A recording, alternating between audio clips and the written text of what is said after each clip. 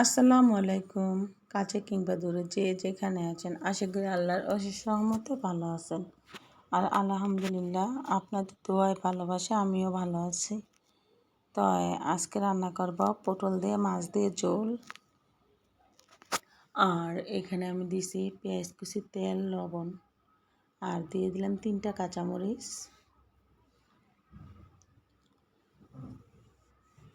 আর এখানে দিয়ে দিব এখন হলুদ, তারপর দিয়ে দিলাম একটু পানি,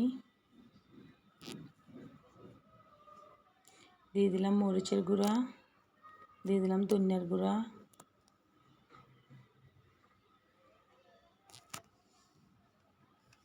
আর এখন একটু এটা কষিয়ে নিব। 2-3 মিনিট কষিয়ে নিব আর কি। তারপর এখানে দিয়ে দিব কষানো পানিটার ভিতরে দিয়ে দিব মাছ আর কি। আর এই যে এখানে আমি পটলগুলা কাইটটা ধুয়ে নিয়েছি। একটা পটলের 8 পিস করা হয়েছে আর কি, মাঝখান দিয়ে খাড়ি দেওয়া হয়েছে। আর এখানে আমি মাছগুলা দিয়ে দিতেছি।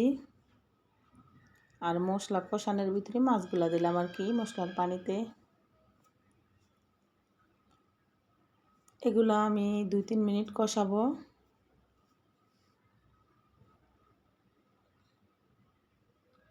তারপর এখানে দিয়ে দেবো সবজিগুলা। আর এখন আমি এটা লাড়া দিব না, যেহেতু মাছগুলা নিচে আছে, একটু পরে লাড়া দিব। এই তো আমি উল্টিয়ে দিছি আর কি, লাড়া দিইনি, মাছ ভেঙে যাওয়ার সম্ভাবনা আছে।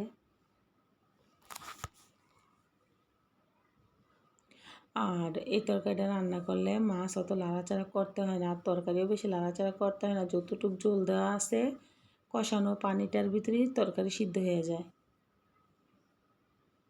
আর একদম আস্তে ধীরে ধীরে আমি একটু লাড়া দিয়ে দিছি আর কি, যেহেতু আমার মাছগুলো যাতে না ভেঙে যায়। খুব সাবধানে লাড়া দিতে হবে। দেখলেনি তো আমি খুব আস্তে আস্তে লাড়া দিছি। আর আমি পটলের ঝোলটা পাবদা মাছ দিয়ে মাঝে মাঝে এইভাবে রান্না করি, তো আপনারা এইভাবে একটু দেখতে পারেন ট্রাই করে।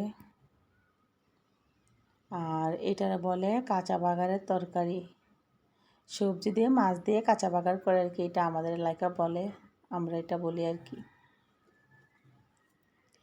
আর এখানে দিয়ে দিলাম ঝোল, গরম পানি করা আর কি। তা আমি যেহেতু তরকারির ভিতরে আজকে ঝোল রাখবো, ওই জন্য একটু বাড়িয়ে দিলাম। আর আমি যেদিন পটল ভাজা করে রান্না করি সেদিন আমি তরকারিতে ঝোল রাখি না আর কি, শুকনো বুনা করি আর কি। আর এটা যেহেতু আজকে কাঁচা বাগার দিয়ে রান্না করতেছি, এই জন্য ঝোল ঝোল করতেছি আর কি। আর এই তো দেখেন আমার কিন্তু তরকারির কালারটা এখানে চলে আসছে, খুব সুন্দর একটা কালার।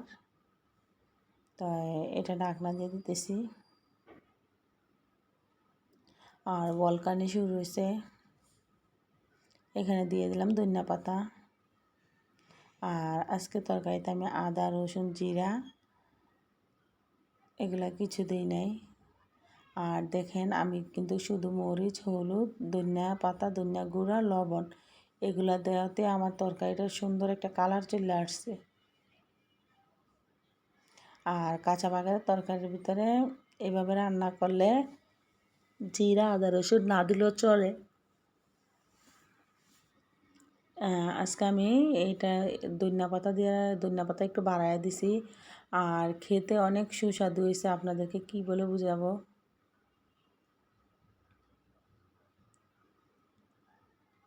এখন ধনিয়া পাতাটা দিয়ে একটু লাড়া দিলাম আর কি। আর মাছগুলো আমি উপরে সুন্দর করে আস্তে আস্তে তুইলা বিছাই দিছি। আর এই দেখেন আমার পটলটা একদম সিদ্ধ হয়ে গেছে। আর এভাবে না পটল রান্না করলে পটলের ঝোল খেতে অনেক ভালো লাগে। তা আমি আর কি আপনাদেরকে রান্না করা শিখাবো আর দেখাবো। আমি নিজে যা রান্না রান্না করি সাধারণভাবে আমি তাই আর কি দেখাই থাকি আপনাদের। তো যদি আমার রান্না বান্না ভালো লাগে আপনারা ফলো করতে পারেন। একদম সিমসাম ঘরোয়া মশলা দিয়ে রান্না করি, তেমন কঠিন না, আমি একদম সহজভাবে রান্না করি। আর এই যে এখানে দেখেন খুব সুন্দর একটা কালার চলে আসছে। আর আমার প্রিয় ভাই বোনেরা সবাই ভিডিওটা সম্পূর্ণ দেখবেন, আর ভিডিও শুরুতে একটা লাইক দিয়ে নেবেন, ভিডিও শেষে চ্যানেলটা সাবস্ক্রাইব করে যাবেন। আর প্রতিদিনের মতো আজকেও বিদায় নিলাম, আর চেষ্টা করি ভালো ভালো ভিডিও দেখানোর জন্য। ভালো থাকবেন, সুস্থ থাকবেন।